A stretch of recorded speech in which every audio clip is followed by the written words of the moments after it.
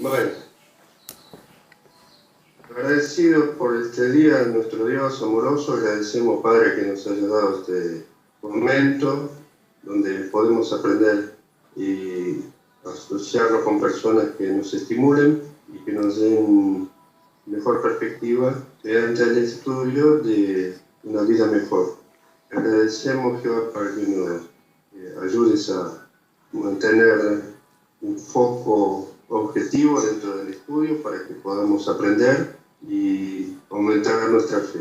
Perdona nuestros errores, nuestras dificultades que enfrentemos, que no obstruyan nuestra fe en el camino que queremos seguir. Que nos escuchen mediante el amado Hijo Yeshua. Amén. Amén, amén, Jehová. Bueno, gracias, hermanos. Aparecieron, ¿no? Hoy tenemos... ¿Cómo andás, Lu, Ángel? Hola. Ay, se escucha muy bien. ¿Cómo andan? ¿Todo bien? ¿Está bien? ¿Están sueltos? ¿No los llevaron presos? Bueno, estamos todos... Bueno, ¿no se agarraron coronavirus? Pues no. ¿No? Bueno, está todo bien entonces. Hoy vamos a considerar un tema de estudio. Un tema de estudio que es el justo por la fe vivirá. Justo por la fe vivirá. Vamos a tratar de analizar las raíces de esa expresión inspirada, totalmente inspirada, ¿no? Y así que sin más ni más, empecemos por, vamos a irnos al pasado, bastante remoto, hace, digamos, unos 2600 años exactamente, 2600 años atrás, 2 milenios y medio, qué privilegio, ¿no? Poder compartir con hombres de fe hace 2 milenios y medio, ¿no? 2600 años atrás vamos a escuchar a Habacuc. Habacuc en las Biblias grandes está en la página 1129, 1128. Habacuc, un profeta de Dios. Un profeta de Dios que, digamos, pasó a la eternidad con su queja hacia Dios.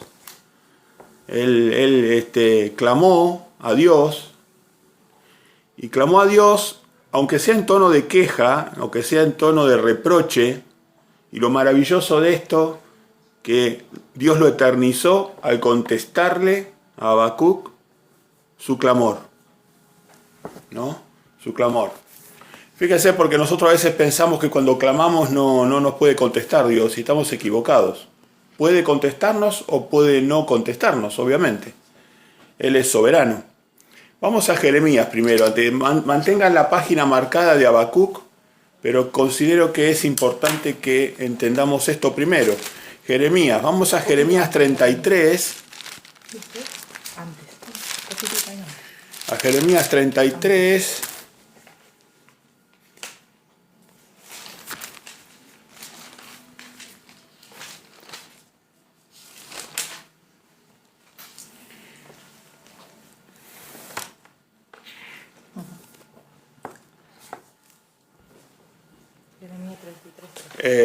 Vamos a Jeremías 33:3.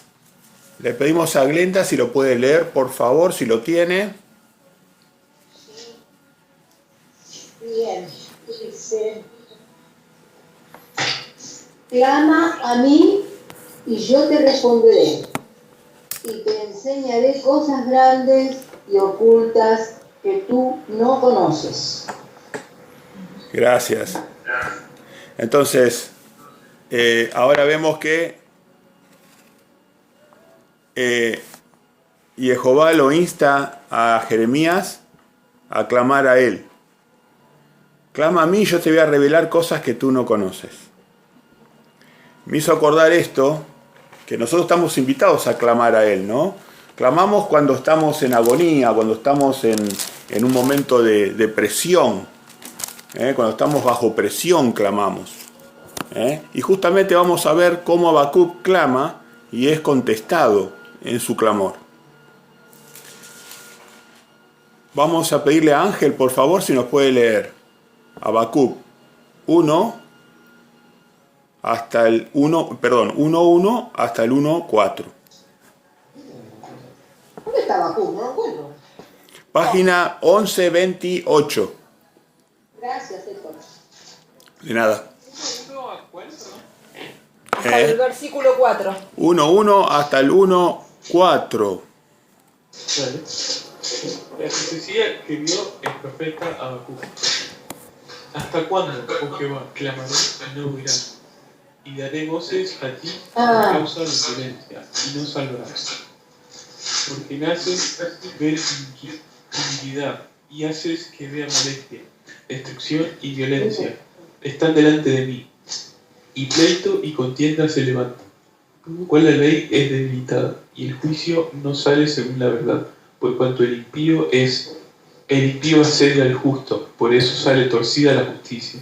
Gracias, Ángel. Acuérdense de mantener cerrados los micrófonos y cuando van a hablar lo prenden. Entonces, Cristina, ¿cuál es el clamor de Habacuc? Y Habacuc lo que veía en todo su entorno es violencia, es iniquidad, es ver cómo la ley de Dios no era respetada, no había juicio, no había verdad. Te está hablando de un entorno en el cual vemos hoy exactamente lo mismo. Sí, dice destrucción y violencia, contienda. Y entonces dice Habacuc, ¿hasta cuándo, oh Jehová, clamaré y no oirás? ¿Hasta cuándo? En tono de reproche, ¿no? ¿Hasta cuándo clamaré y no oirás? Y daré voces a ti a causa de la violencia y no salvarás. La ley es debilitada. La ley es debilitada, o sea, la gente no estaba cumpliendo la ley, ¿no? Entonces, fíjense que Jehová le responde a partir del capítulo 2. Le pedimos a Elisita si lo quiere leer, por favor. 2.1 al 4 también. Fuerte. Sobre mi guarda estaré y sobre la fortaleza afirmaré el pie, y velaré para ver lo que se me dirá y qué he de responder tocante a mi queja. Y Jehová me respondió y dijo, escribe la visión y declárala en tablas, para que corra el que leyere en ella. Aunque la visión tardara aún por un tiempo, más se apresura hacia el fin y no mentirá. Aunque tardare, espéralo, porque sin duda vendrá, no tardará. He aquí que aquel cuya alma no es recta se enorgullece, mas el justo por su fe vivirá. Muy bien. Entonces, ¿qué le revela Jehová a Habacuc?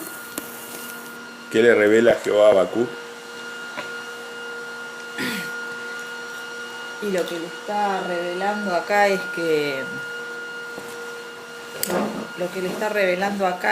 que... el justo, que nos olvidemos del injusto, porque lo que viene va a venir sobre él, pero el justo por la fe vivirá. Eso le está diciendo a Habacuc. Muy bien, entonces le está diciendo que le está diciendo a Habacuc, no le dice que la solución a su clamor va a ser inmediata. Él le está difiriendo la respuesta, le está respondiendo respetuosamente a Habacuc, a su clamor. Cumplió lo que dijo, la invitación que hizo en Jeremías 33:33, que si clamamos a Él nos va a contestar. Entonces, él cumplió Jehová su escrito en Jeremías con Habacuc. Y le revela algo para que él sea inmortalizado en esta palabra. Le dice, he aquí que aquel que cuya alma no es recta se enorgullece, mas el justo por su fe vivirá. Esas palabras, el justo por su fe vivirá, son palabras que han estado desde Habacuc por 2600 años en nuestra boca, ¿no? Así fueron conferidas a Habacuc en tono de revelación. Entonces lo dice que a futuro, porque usa el verbo en futuro, por su fe el justo vivirá. Muy bien. Después, obviamente, que el apóstol Pablo también se hace eco de estas palabras, como todos nos hemos hecho de estas palabras, y en Gálatas 3:11, él también proclama lo mismo, que el justo por su fe va a vivir. Así que acá vemos que hay dos aspectos para la vida necesarios, que son la justicia y la fe. No es solamente una cuestión de justicia, sino también de fe. No es solo una cuestión de fe, sino también de justicia. Y nosotros sabemos claramente que la justicia de Dios es la que dice Deuteronomio. Vamos a Deuteronomio. Entonces vamos a Deuteronomio capítulo 6.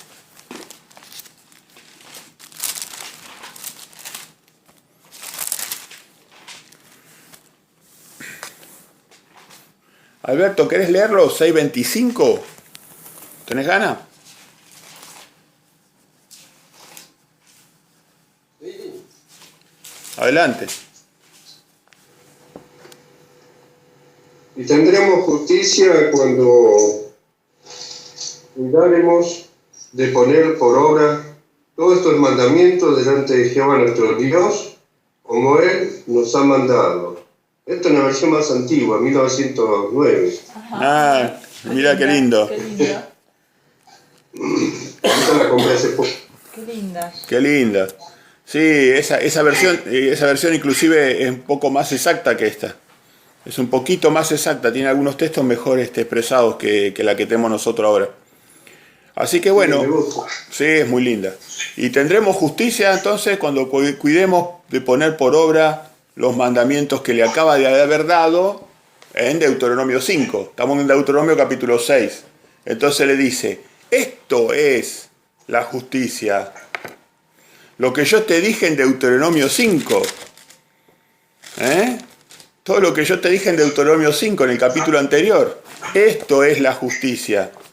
Que cuides de poner por obra estos mandamientos. Todos estos mandamientos delante de Jehová tu Dios. Así que el justo por la fe iba a vivir. El justo por la fe iba a vivir. Entonces el justo, el que guarda los mandamientos de Dios, por la fe en Yeshua, el Mesías, va a llegar a la vida eterna. O en algunos valió la recíproca. Algunos pusieron fe en Yeshua y buscaron la justicia de Dios en el arrepentimiento y lograron la salvación de Yeshua. O sea, la justicia y la fe son los pasos seguros para la salvación, ¿no? Así que el justo por la fe vivirá. Vamos a verlo en Gálatas 3:11 para convencernos de que parafrasea a Habacuc. Gálatas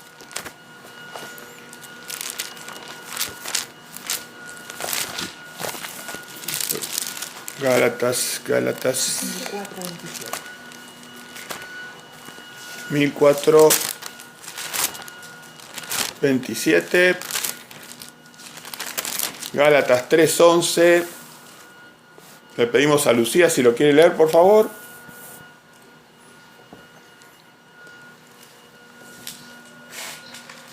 Bueno. Y que por la ley ninguno se justifica para con Dios. Es evidente, porque el justo por la fe vivirá. Gracias, Lu. Gracias. Bueno, entonces, el justo por la fe vivirá. Justicia más fe, vida. fe más justicia, vida. Revalidan en el nuevo pacto, se revalida el mismo criterio revelado a Habacuc. Cuando Habacuc clamó, Dios le reveló. No le resolvió su situación tal cual él quería, ver que desapareciera mágicamente la injusticia de la tierra, pero lo estimuló en su fe. Le regaló un conocimiento precioso que lo estaba inmortalizando. Quiere decir que lo bendijo ampliamente porque él confió en Jehová, en la injusticia, en el momento de prueba, en el día de la prueba. Él confió en Jehová, clamó a Jehová y Jehová le respondió. Así que bueno, esto es un recordatorio para mí que me hago de recordar que cuando uno está bajo aprieto tiene la libertad de clamar a Dios. Clamar. Desde lo profundo del sentimiento, ¿no? Ese es el clamor, si no es una oración. Uno puede orar siempre, ¿no? Pero clamar es otra cosa, es clamar desde el dolor, clamar desde la necesidad imperiosa o de la angustia, desde la angustia que uno pueda llegar a tener por un problema que esté atravesando. Bueno, perfecto. A ver, comentarios. ¿Qué comentarios quieren hacer hasta acá? ¿Algún comentario que quieran hacer? ¿Se entiende? No se peleen por los comentarios, por favor. No se peleen. La relación que entre Adelante, Alberto, dale. La relación que hay entre justicia y obedecer los mandamientos queda destacado, ¿no? Sí. Y no pueden estar separados, van unidos uno con otro. Exacto. Claro. Esto es muy importante que nosotros tratemos de reponer en nuestra mente y nuestro corazón, en el nuevo pacto, ¿no? Que tenemos que llevar a la mente y el corazón la palabra de Dios, ¿no? Ayudados por el Espíritu Santo, tenemos que reponer el concepto de justicia en nuestra cabeza, porque para nosotros hacer justicia fue lo que la televisión nos enseñó de chiquito, cuando veíamos las películas de violencia, cuando veíamos a los héroes, a los héroes, no sé cómo le llaman, a los personajes estos destacados de la televisión, que hacían justicia, eran vengadores o justicieros. Entonces, el concepto que introdujo el estado profundo de justicia no es el concepto de Dios. El concepto de justicia de Dios es el amor a Dios, el amor al prójimo y el amor a uno mismo. Ese es el concepto de justicia de Dios, que son sus mandamientos. Entonces, nosotros hemos sido injustos porque compramos el discurso oficial. Ahora Dios nos está rehaciendo la mente y el corazón. O sea, nos rehace la mente y el corazón, quiere decir que nos rehace la forma de pensar, ahora pensamos distinto las cosas, y a su vez eso hace que las sintamos de otra manera. Las vamos a sentir de otra manera las cosas. No solamente las vamos a pensar de otra manera, sino las vamos a sentir y vamos a rechazar desde el corazón y desde la mente cualquier engaño que nos planteen de ahora en más el sistema del príncipe de este mundo. Muy bien, así que el justo por la fe vivirá. Y dice Pablo en el 3:11, como recién se leyó, que por la ley ninguno se puede justificar para con Dios. Es evidente, porque el justo por la fe vivirá. O sea, que en el momento que fue revelado Yeshua el Mesías, el Salvador de la humanidad, el justo por su fe iba a vivir. Iba a ser justificado. O, no, el justo, el que era justo, por su fe iba a vivir. O la persona que puso fe a través de su justicia, a través de arrepentirse, a través de volverse justo a los caminos de Dios, el arrepentimiento que predicó Jesús desde el día 0 de su ministerio, desde el día 1, digamos, del ministerio, el arrepentimiento. Entonces, había personas que ponían fe en Yeshua siendo injustos y a través de la justicia y la fe que habían puesto en Yeshua llegaban a la vida. Un camino que le fijaba Yeshua, que era el camino del arrepentimiento, la aceptación y la obediencia a Jehová, que era su padre. Así que el justo por la fe vivirá. Bien. Hay un texto también que quisiera compartir con ustedes. Dando la vuelta en Gálatas, nos vamos para Gálatas 5:5. Ahí nomás, cerquita donde estamos. Gálatas 5:5.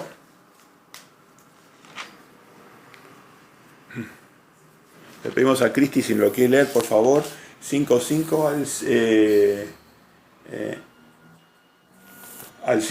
¿Al 7? No. Sí, 5 al 7, por favor. Ok. Dice, pues nosotros por el Espíritu aguardamos por fe la esperanza de la justicia.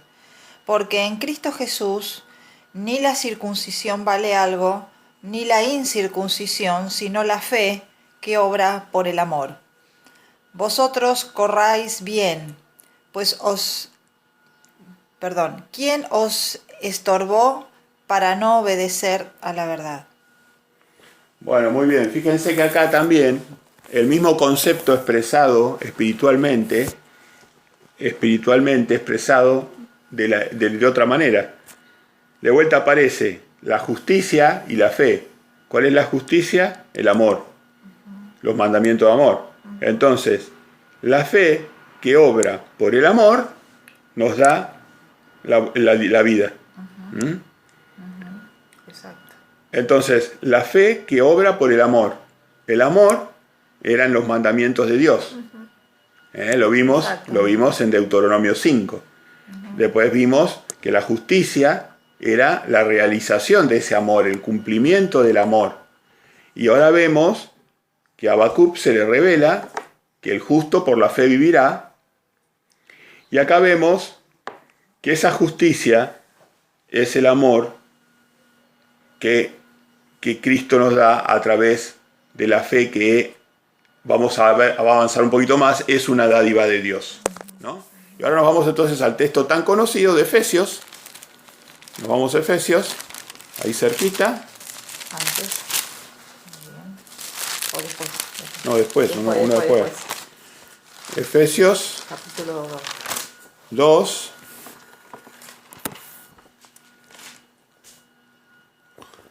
Sonia, ¿querés leer?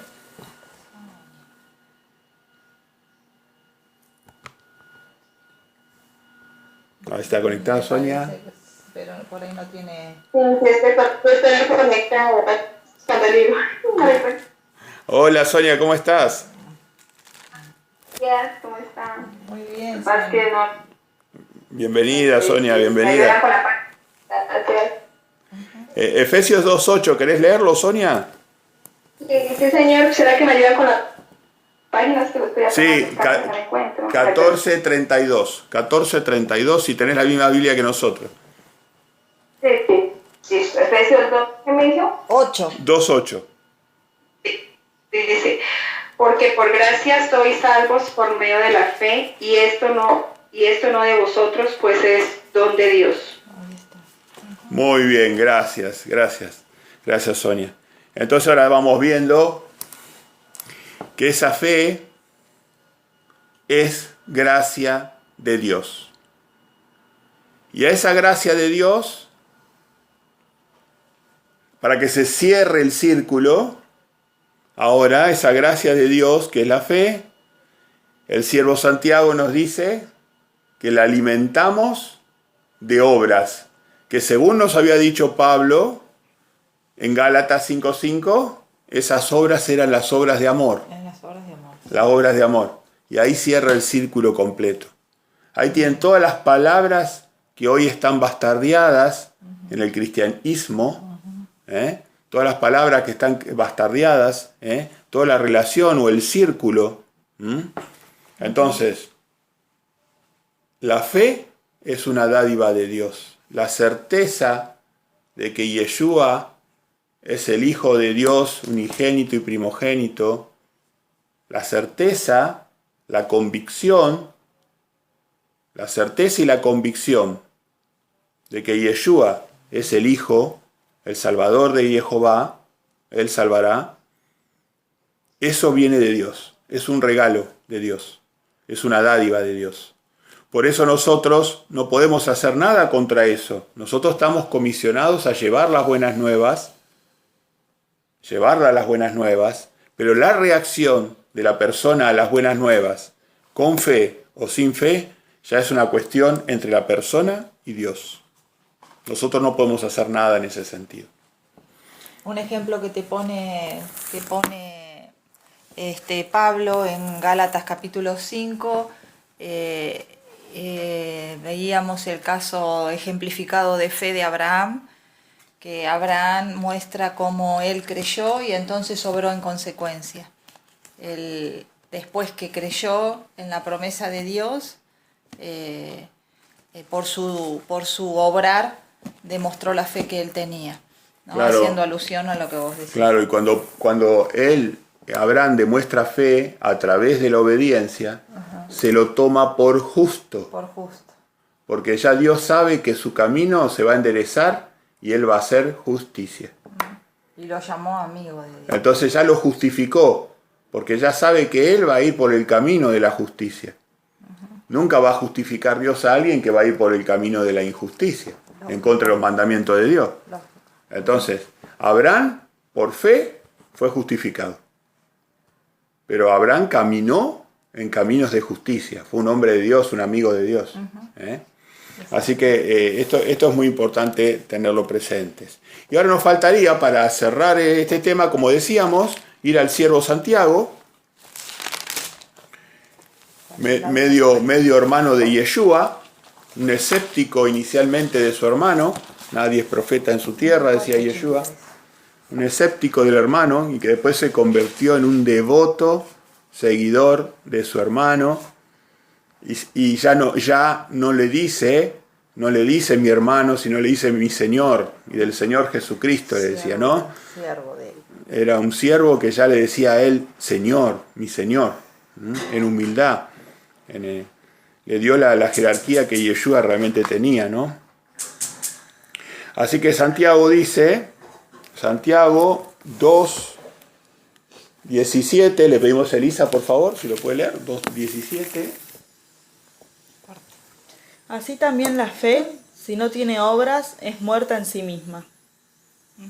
Así también la fe, si no tiene obras, es muerta en sí misma. Bueno, y acá cerramos el circuito.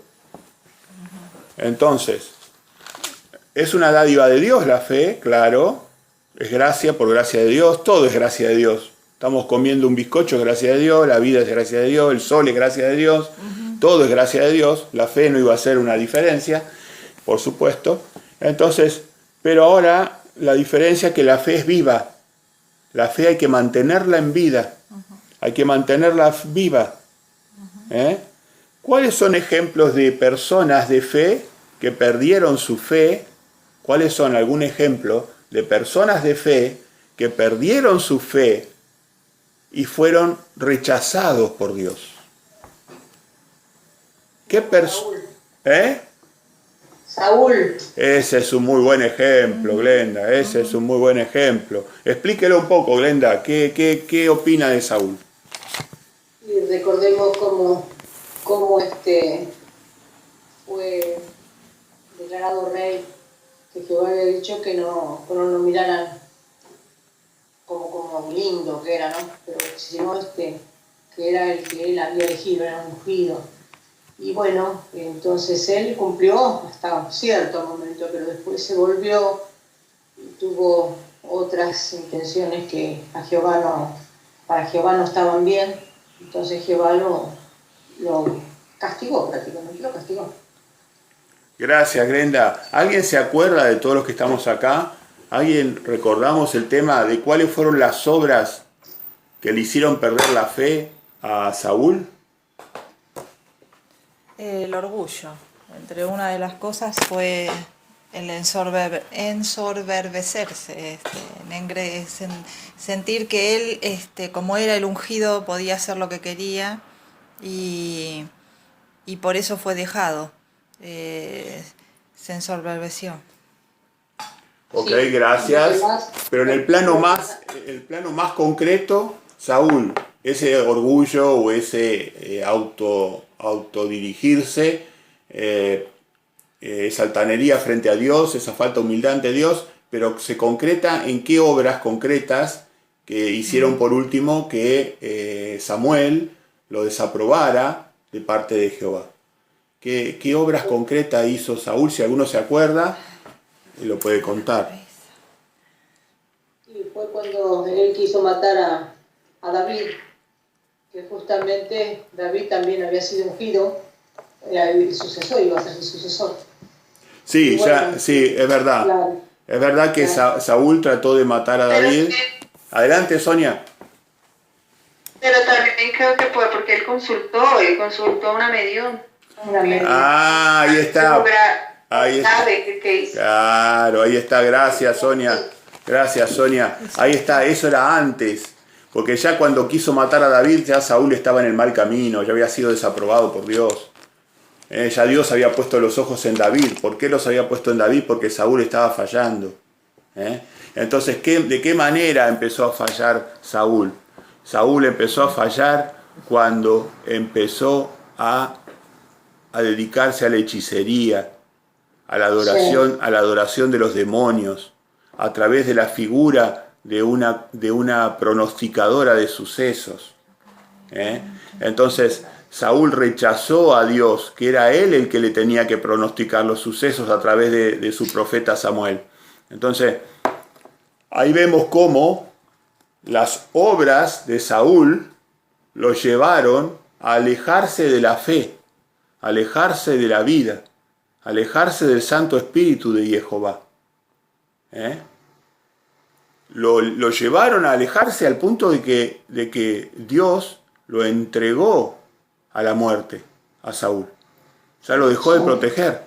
Se alejó definitivamente. Dios, por su misericordia, deja que una persona acabe la vida cuando su vida está muy torcida, ¿no? Para que no siga haciendo daño y haciéndose daño a sí mismo.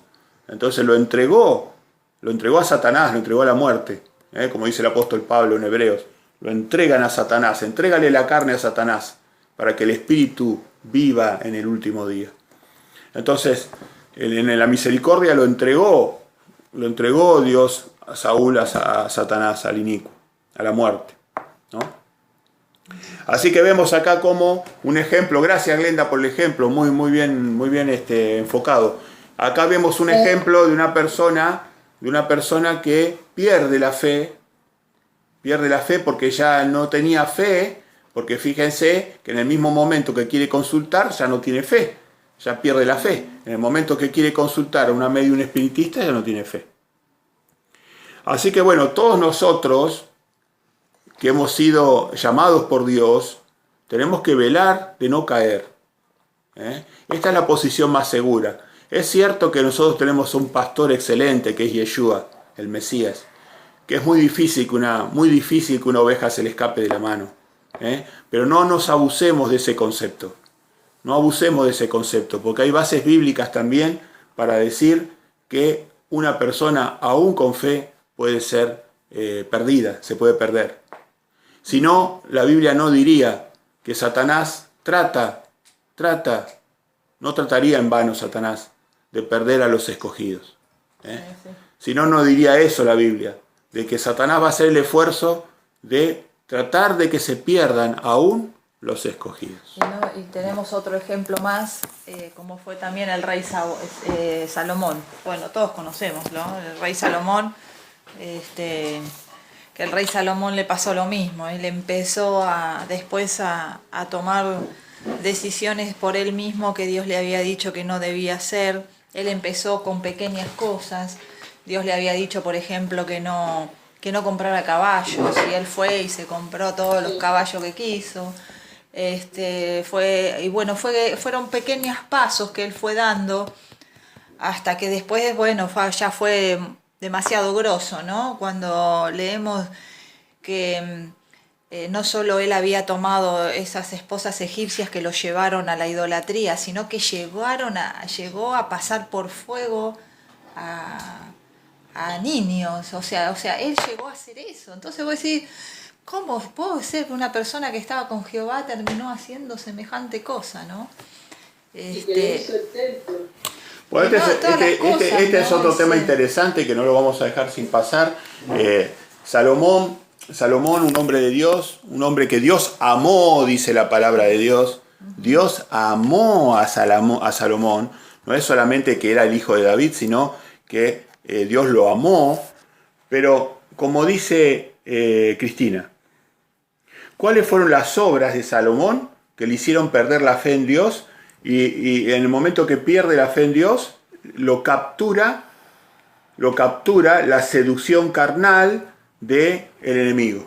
Lo captura la seducción. ¿Cuáles fueron entonces? Cristina dijo, Dios le había dicho que no aumentara el número de caballos que significaban las tropas de guerra de Israel.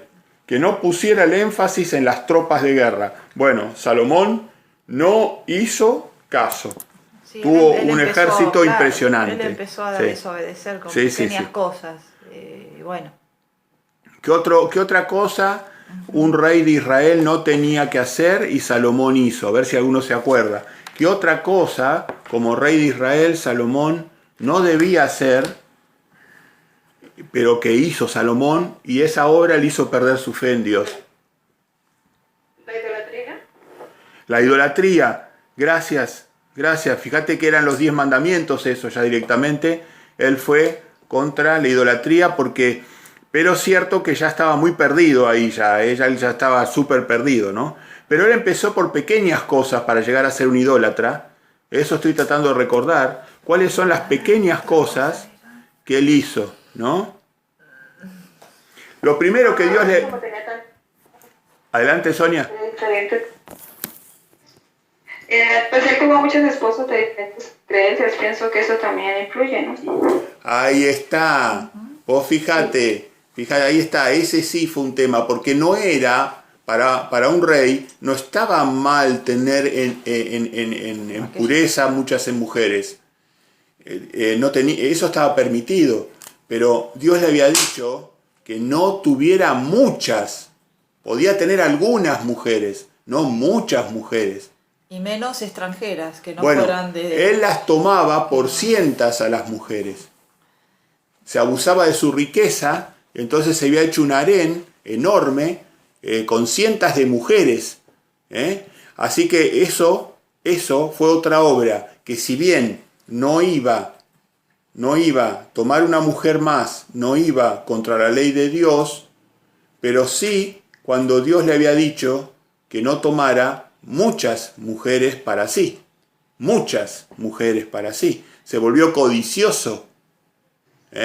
Entonces, bueno, ahí empiezan los pequeños saltos. Otra cosa que le había dicho Dios es que no amontonara plata y oro. Sí.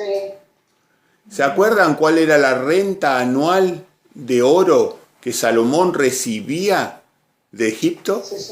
666 talentos. 666 talentos. El número de la bestia. La Biblia está ligando dos cosas para que le prestemos atención. ¿Cómo se pierde Salomón? Con la codicia, acumulando oro y plata. Dios le había dicho expresamente, Deuteronomio 17, en el capítulo 17 lo van a encontrar. Había dicho expresamente que no debían acumular oro y plata para sí. En el sentido de la codicia, sí podían tener oro, sí podían tener plata, sí podían santamente tener más de una mujer, pero la cuestión era mucho. Esta era la cuestión. Bueno, en el caso de Salomón, de todas maneras las mujeres lo corrompieron porque él tomó mujeres que no eran de su pueblo, eran egipcias, entonces eran de otros pueblos que tenían otras costumbres y adoraban a otros dioses, y eso estaba prohibido por la ley de Dios. Bueno, entonces eso está perfecto, y a su vez en Deuteronomio 17, si no me equivoco, ellos tenían que leer todos los días la Torá, y Salomón dejó de leer la Torá todos los días. Entonces, eran todas recomendaciones pequeñas que parecen pasar inadvertidas, pero que en el caso de Salomón, esas obras de orgullo, de desobediencia hacia Dios, de falta de amor hacia Dios, le hicieron que perdiera la fe en Dios. Le hicieron que perdiera la fe en Dios. Así que bueno. Esos son los grandes, los dos de los Estaba grandes. mirando que habíamos visto Gálatas, un poquito para atrás, volviendo un poquito, ahí en Gálatas 5, 7, dice, después de haber mostrado, ¿no es cierto?, de que ellos estaban guardando la ley, dice, vosotros corríais bien. ¿Quién os estorbó para no obedecer a la verdad? Esta persuasión no procede de aquel que lo llama. O sea que vos fíjate cómo ellos se vuelven y hacen las cosas en contra, ¿no es cierto? O sea, nosotros pero vos estamos dando la fíjate pauta de que siempre tenemos que correr por el mismo camino, por el mandamiento de Dios. por el camino de la verdad. Tu palabra es la Claro. verdad. Y vos fíjate que el versículo 9 termina diciéndote la causa. Un poco de levadura leuda Sí. toda la masa. Sí.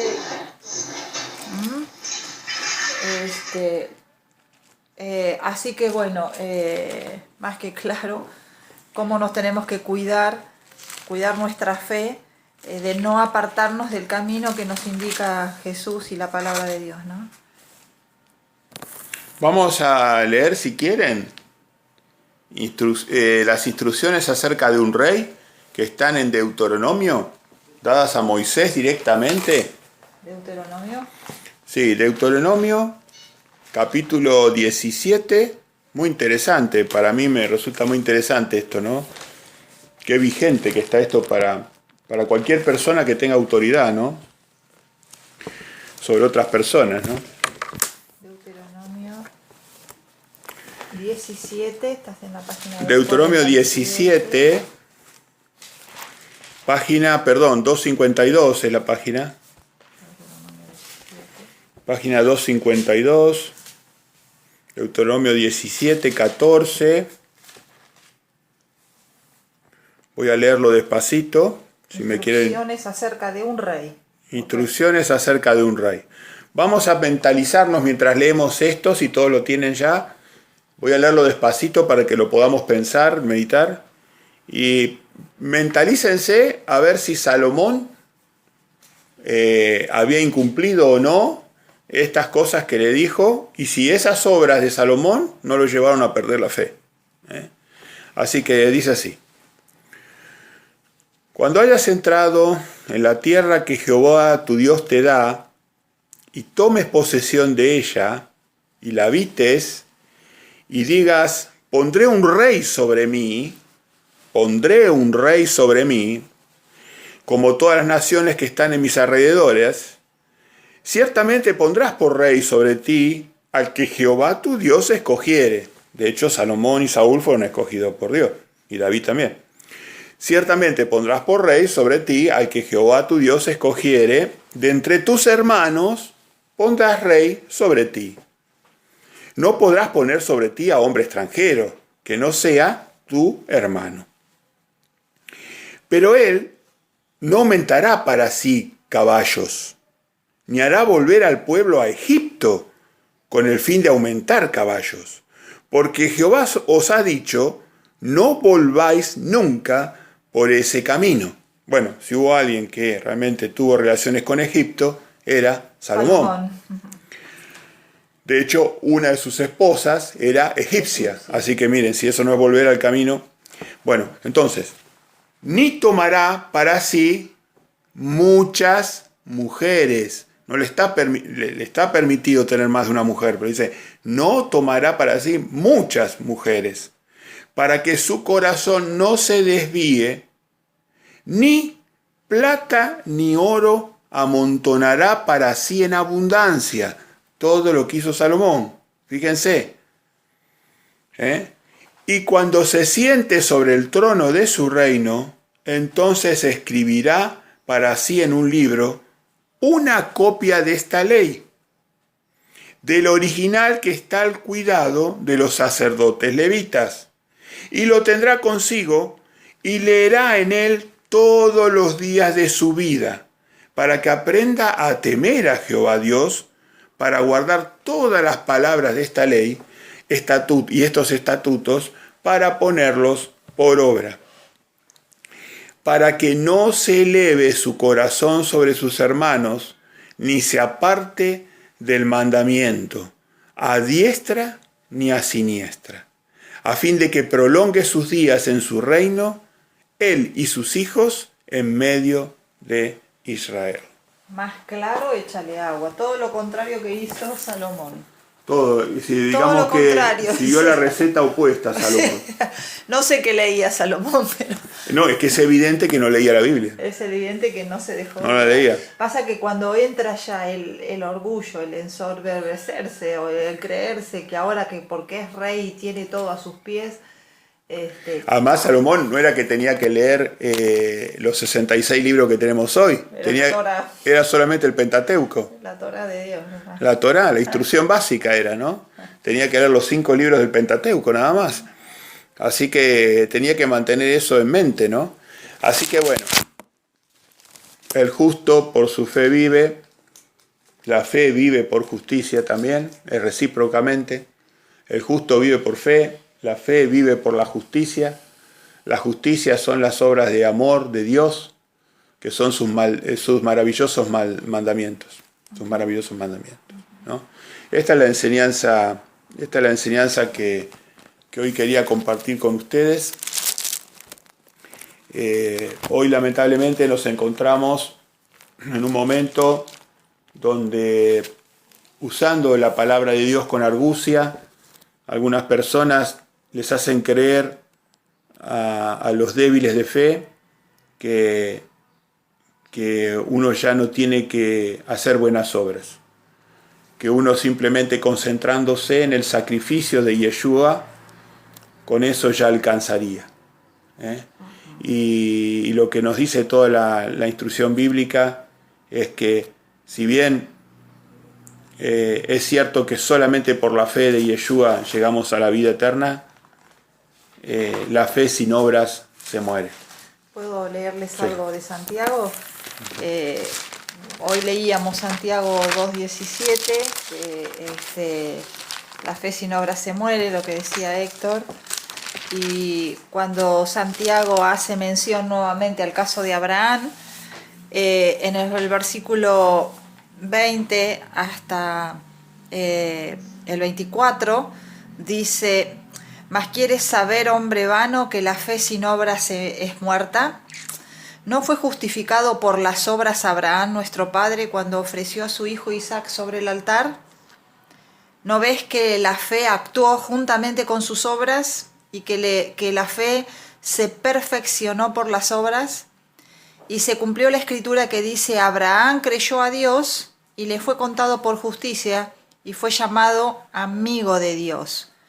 Y acá viene acá lo que también agrega Santiago en el 24, dice: vosotros veis pues que el hombre es justificado por las obras y no solamente por la fe. Son las dos cosas, van juntas, las obras y la fe. Gracias, ahí está. Una se alimenta de la otra, son inseparables, son como el padre y el hijo, la fe y la obra como el padre y el hijo, como nosotros y la palabra de Dios. Tiene que ser inseparable. Así que, bueno, esto es muy importante. Y a ver, cuando volvemos a Mateo 19:17, por favor, acompáñenme con Mateo 19:17. Vamos a Mateo 19:17.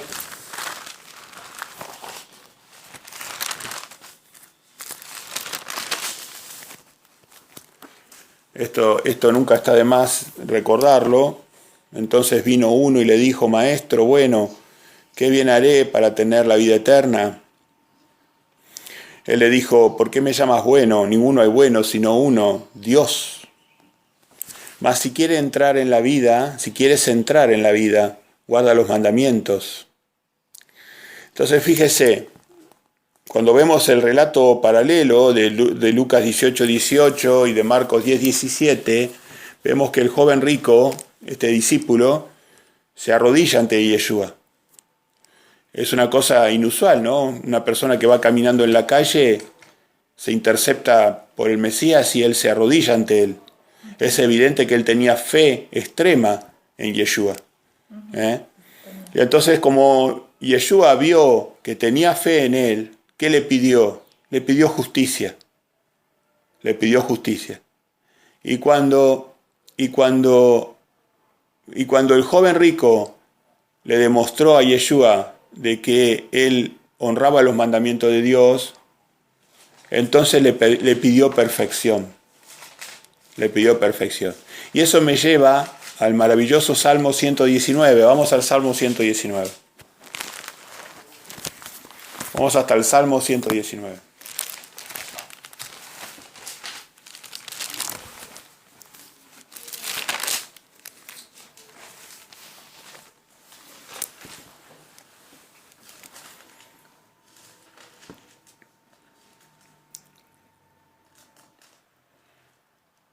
Decimos que al joven rico se lo evaluó en su fe, se lo evaluó en su justicia, y después, como el joven rico quería más, se le pidió la perfección.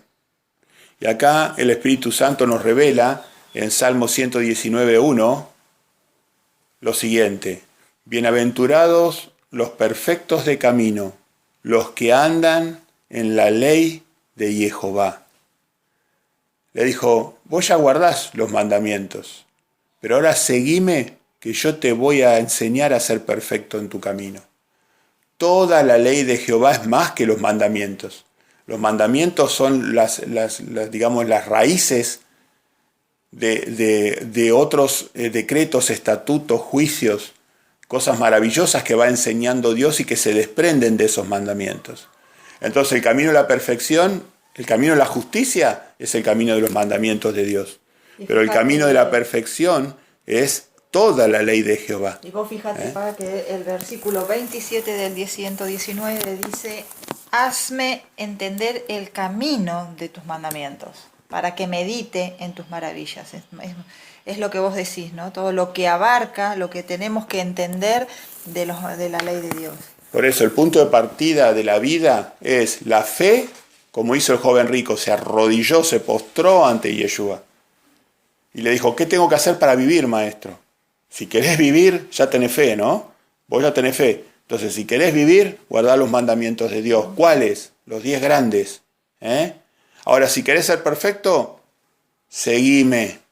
Seguime y te voy a llevar, como dijo Jesús en el Aleph, en el 19.1 que se llama el Aleph. 19.1 dice, bienaventurados los perfectos de camino, los que andan en la ley de Jehová. En la ley, ya la ley es la Torá, la instrucción divina, es todo lo que Jehová nos dio de su bendita palabra. Si no, andaríamos con una sola hojita que sería Deuteronomio 5, poniendo fe en Jesús, y nuestra Biblia tendría una sola hoja que sería Deuteronomio 5, y ya con eso sería el propósito de Dios. No, Dios nos invita a la perfección, no solamente a la vida, nos invita a la perfección. Nos da esa oportunidad. Y después, si avanzamos en el hermoso inspirado Salmo 119, vamos a llegar al 172. A mí me gusta mucho esta parte. Le pedimos por favor, Elisa, 172. Si lo puede leer. 119, 172 al 176. En la página 786. Hablará mi lengua tus dichos, porque todos tus mandamientos son justicia. Esté tu mano pronta para socorrerme, porque tus mandamientos he escogido. He deseado tu salvación, oh Jehová, y tu ley es mi delicia. Viva mi alma y te alabe, y tus juicios me ayuden. Yo anduve errante como oveja extraviada. Busca a tu siervo, porque no me he olvidado de tus mandamientos. Ahí está. Fíjense qué maravilloso. El camino en el 119, el camino de la verdad que menciona el propio Salmo 119, empieza guardando los mandamientos de Dios, y después termina en la perfección, que es toda la ley de Jehová, los 66 libros que nosotros hemos recibido, la instrucción divina de Dios. Todo lo que nos dijo el Mesías, Él no vino a abolir, sino vino a completar, vino a completar, vino a cumplir, vino a completar, nunca vino a abolir. Así que la ley completa de Jehová nos lleva a la perfección en el camino de Dios. Claro que si queremos vivir guardando los mandamientos de Dios y con fe en Yeshua, que es el Salvador, nosotros vamos a llegar a la vida. Y de hecho, si no nos conformamos solamente con llegar a la vida y queremos la santidad, vámonos a Apocalipsis 12, 14. ¿Queremos un poquito más que la vida? ¿Queremos la santidad? Apocalipsis, ¿cuál? 12, 14.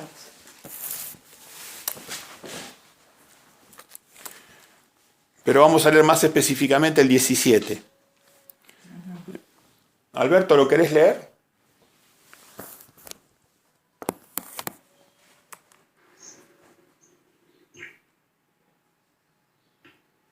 ¿12:17? Sí. Sí, por favor. Entonces el dragón fue airado contra la mujer y se fue a hacer guerra contra los otros de la simiente de ella, los cuales guardan los mandamientos de Dios y tienen el testimonio de Jesucristo. Y ahora, Alberto, saltate al 14:12. Al 14:12, así completa ese complementa.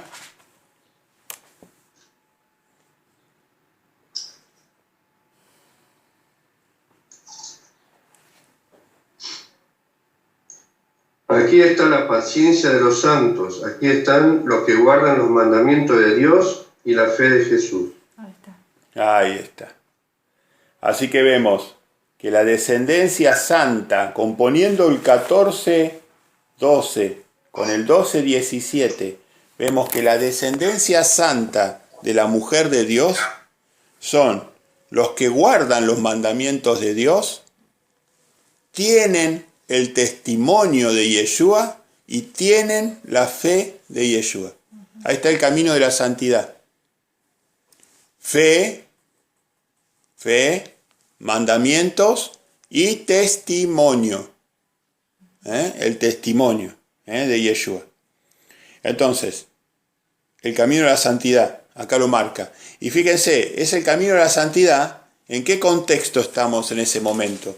¿Cuál es el contexto donde los santos de Dios van a estar guardando los mandamientos, teniendo la fe, la certeza de Yeshua y teniendo su testimonio?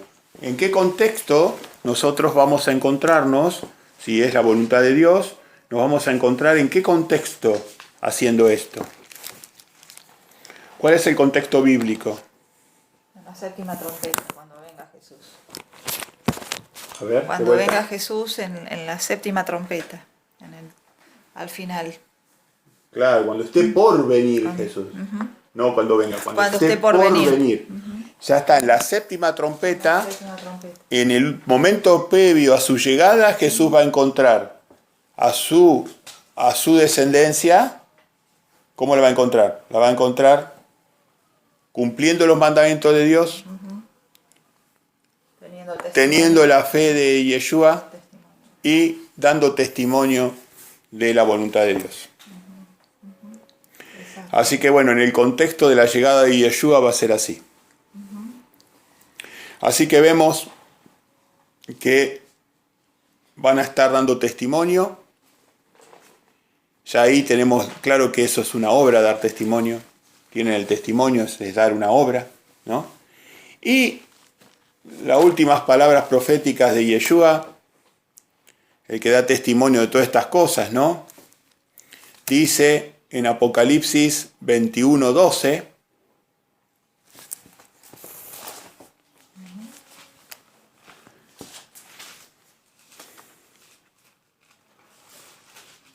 dice: he aquí, yo vengo pronto. ¿21:12? Sí, 22:12, perdón. 22:12, página 1528. 22:12 va de nuevo. He aquí, yo vengo pronto, y mi galardón conmigo, para recompensar a cada uno según sea su obra. O sea que va a haber recompensas distintas, conforme a la fe, al grado de fe, al grado de cumplimiento y apegamiento a la obra que Yeshua nos mandó a hacer. Va a haber recompensas distintas según sea la obra de cada uno de los fieles.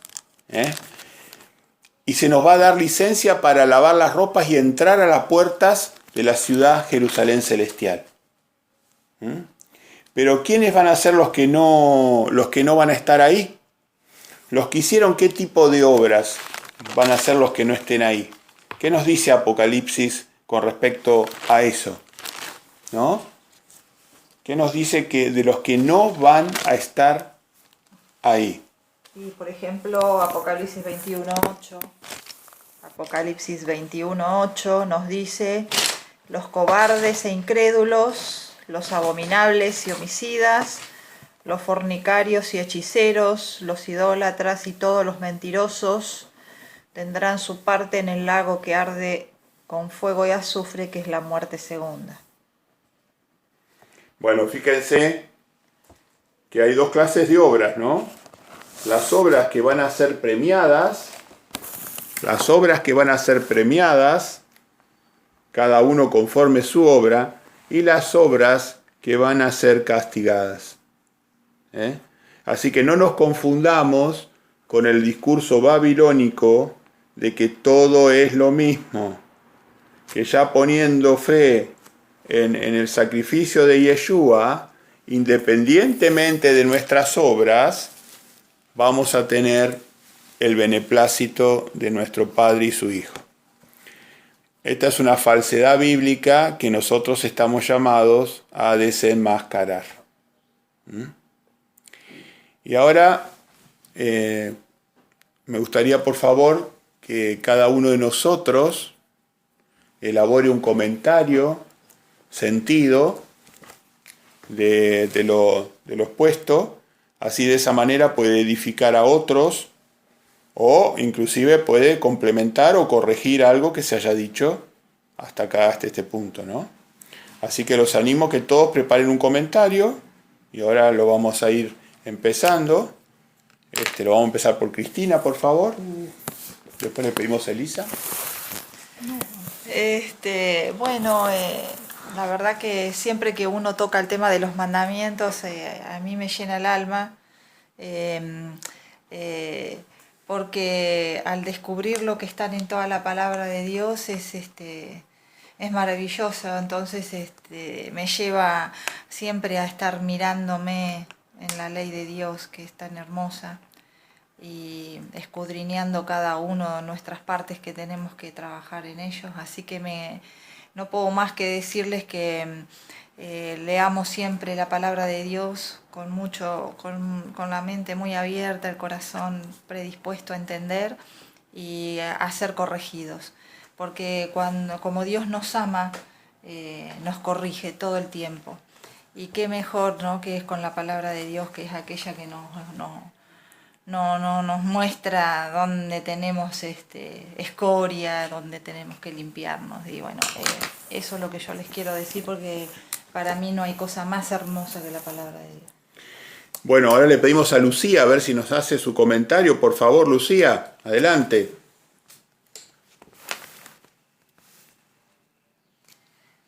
Bueno, a mí me gustó lo que habíamos leído en Gálatas sobre la fe y la ley. Y bueno, y el versículo 12 decía que la ley no es de fe, sino que dice que el que hiciere estas cosas vivirá por ellas, o sea, por obras, ¿no? Y bueno, lo claro que está sobre que en el nuevo pacto que tenemos con Jesús, la ley es igual de válida que antes, ¿no? Claro. Que bueno, obviamente como el espíritu se recibe por fe, pero que la ley es la que nos permite mantener esa fe.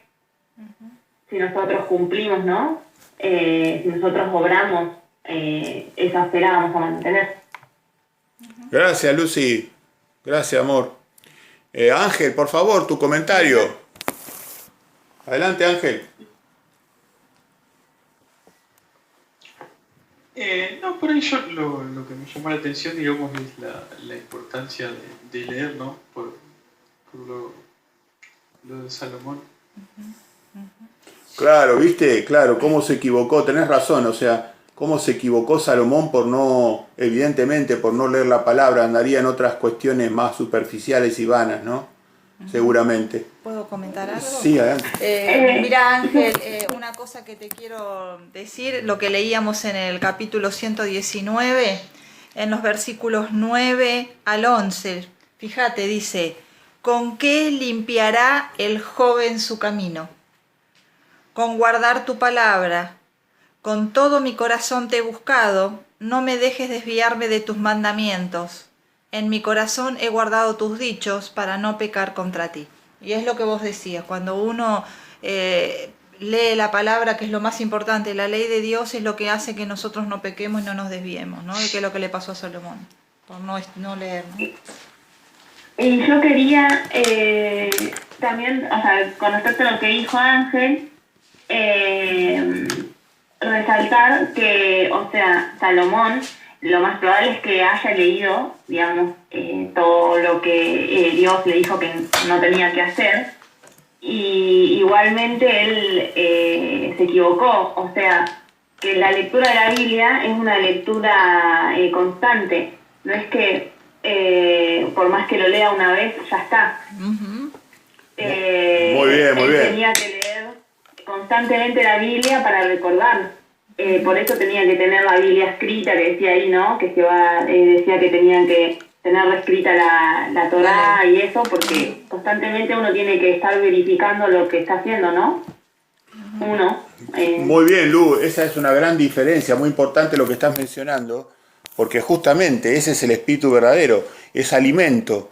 Usted no puede comer todo el alimento por un año y dejarse de comer un año, no. Todos los días comemos un poquito. Esto es alimento espiritual, está hecho para que todos los días tengamos una porción de alimento y nos mantenga bien el cuerpo espiritual y el cuerpo físico.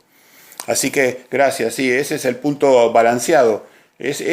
Salomón lo conocería, pero no leía todos los días la palabra, no se alimentó. Y entonces Satanás lo envolvió. Perfecto. Gracias. A ver, Elisita, tu comentario, por favor. No, yo quería consultar esto de Habacuc, esto que dice Habacuc. Sí. Habacuc, cuando dice, aunque la visión tardara aún por un tiempo, más se apresura hacia el fin y no mentirá, aunque tardare, espéralo, porque sin duda vendrá, no tardará. ¿A qué se refiere? Al reino de Dios. Claro, a que el justo por la fe iba a vivir. Iba a ver que los justos iban a vivir y que eso implica que los que no eran justos no iban a vivir. Porque lo que estaba clamando Habacuc era que veía que los injustos estaban destruyendo todo y no les pasaba nada. Y que Dios no intervenía, le estaba reclamando a Dios no intervenís. Y le dice Dios, vos ya verás que en el futuro la visión no se va a tardar, en el momento que tenga que llevar, vas a ver que los injustos no van a vivir. Le está diciendo, al decirle que los justos van a vivir por fe, le está diciendo que los injustos no van a vivir. Exactamente. En su momento. La vida eterna no es para el injusto, es para el justo. Claro, la vida eterna no es para el justo, no es para el injusto, es para el justo. Exactamente. Muy bien, gracias por los comentarios, muchas gracias por los comentarios. Sonia, ¿querés hacernos un comentario, por favor? Bueno, yo también estoy de acuerdo con la hermana Cristina en la importancia de tener en cuenta los mandamientos, ¿no? Porque a veces si te dejas influenciar por personas externas o por creencias externas, como le pasó a Salomón, y también te dejas llevar por el orgullo y pues terminas siempre pecando. Entonces me parece súper importante siempre estar como en esa comunión y tener siempre en cuenta los mandamientos, además de que son los que rigen la vida de uno, ¿no? De que día a día uno se autoevalúa y va diciendo, tengo que mejorar o estoy fallando o aún no llego a ser persona justa, porque ser justo para mí es muy complejo. Claro, pero qué hermoso cuando uno ya llega al punto, no sé si es perfecto en los mandamientos, pero llega al punto de que ama los mandamientos de Dios. Ese punto es muy importante, ¿eh? Cuando ya no solamente uno los tiene en la mente, sino que los tiene en el corazón. Cuando uno ama los mandamientos de Dios, entonces eso hace que uno sea más fácil cumplirlos, ¿no? Y siempre buscando en oración el Espíritu Santo para que nos dé fuerza para poder cumplir cabalmente los mandamientos de Dios. Y ese es el nuevo pacto. Pondré mi ley en su mente y en el corazón de ustedes. Ese es el nuevo pacto en el que estamos. Así que tenemos que transitar por él en espíritu. Muy bien. Glenda, tu comentario, por favor.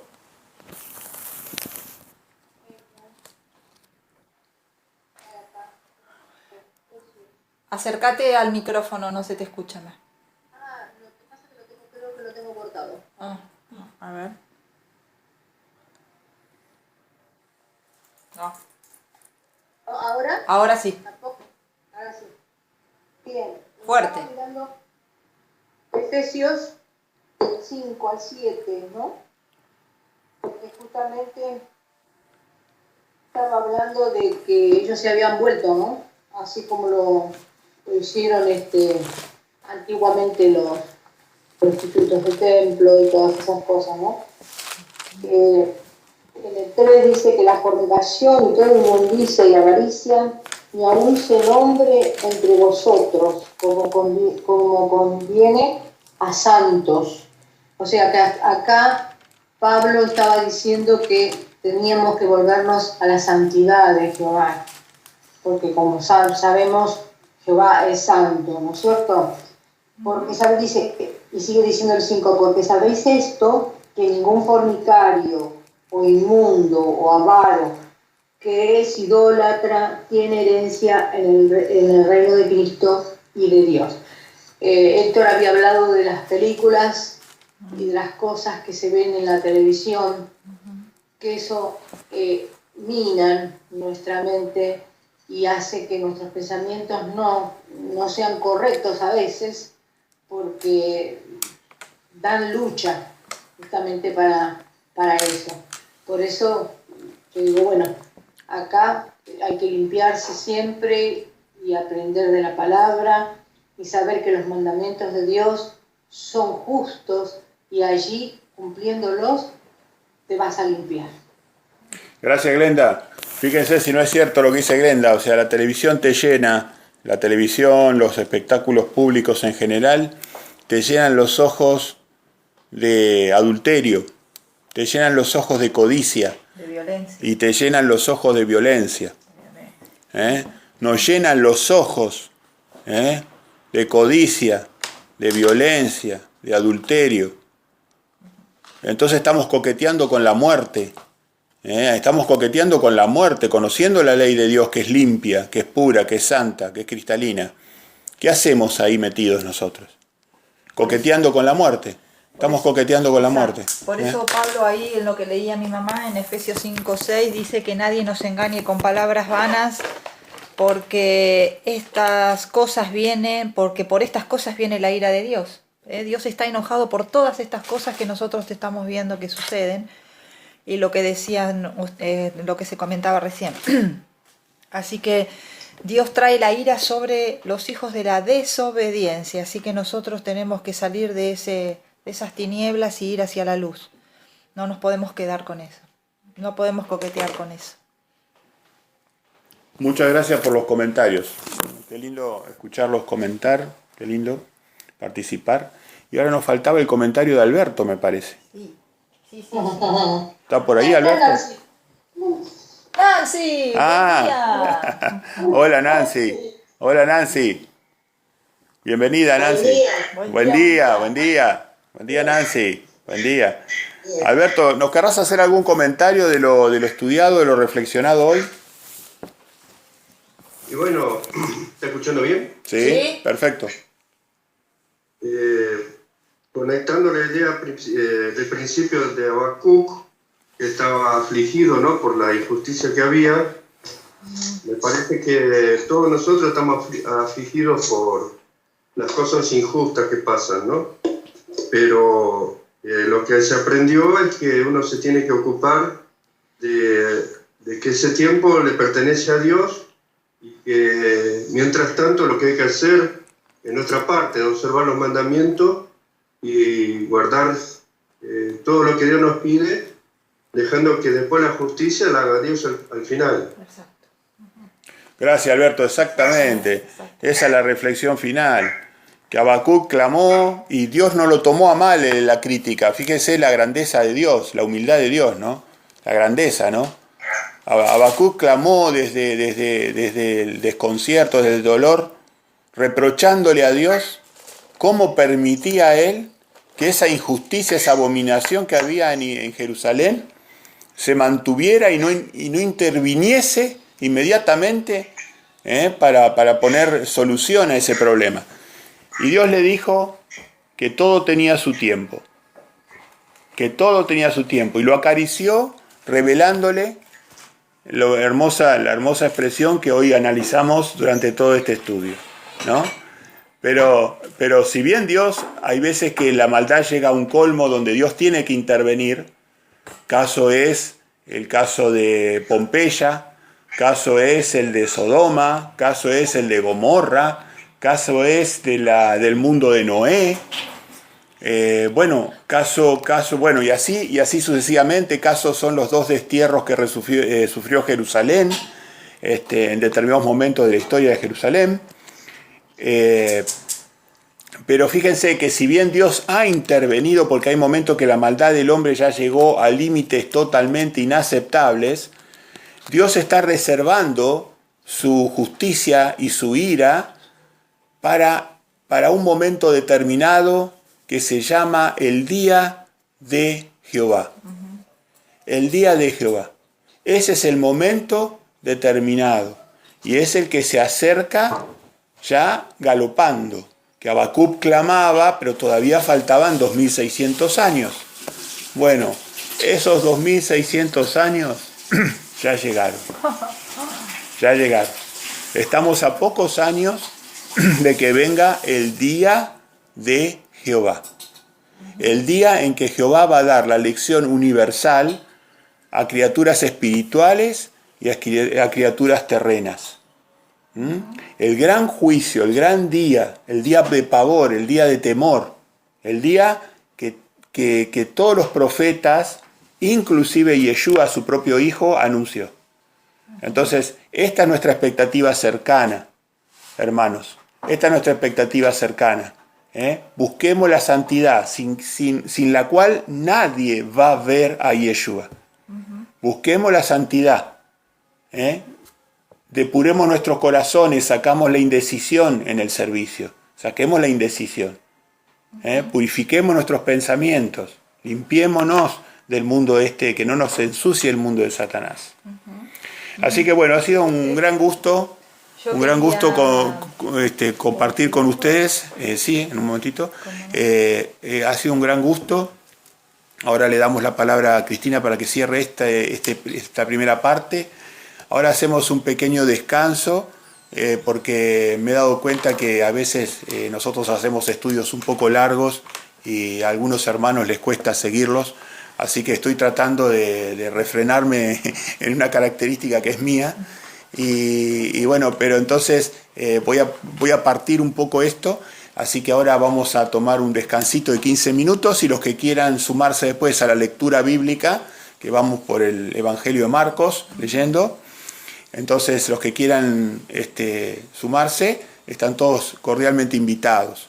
Y bueno, y le pedimos a Cristina que cierre esta primera parte de la... Yo quería terminar, a mí siempre me gustó la palabra bienaventurados y me quiero aferrar ahí.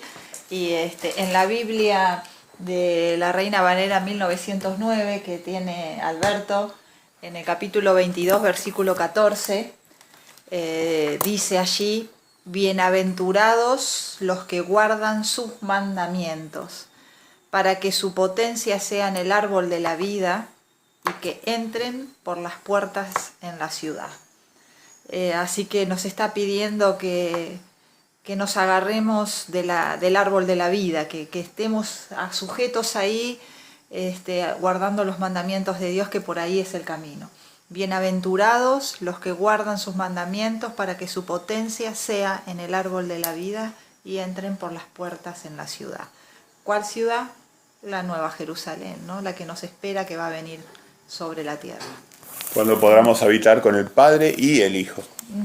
Exactamente. En los nuevos cielos y la nueva tierra.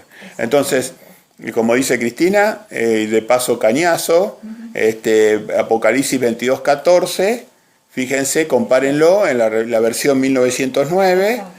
con la versión 1960, y van a ver que ahí ya hubo un pequeño olvido, un toquecito ahí. De las sociedades bíblicas. Exacto. Le hicieron un toquecito a la palabra. Bueno, muchas gracias, hermanos. Entonces, en un ratito ya estamos de nuevo, en 15 minutos continuamos con la lectura bíblica. La lectura de la Biblia. Vamos a continuar. Así que sí, vos lo debes de tener ahí así, ¿no es cierto, Alberto?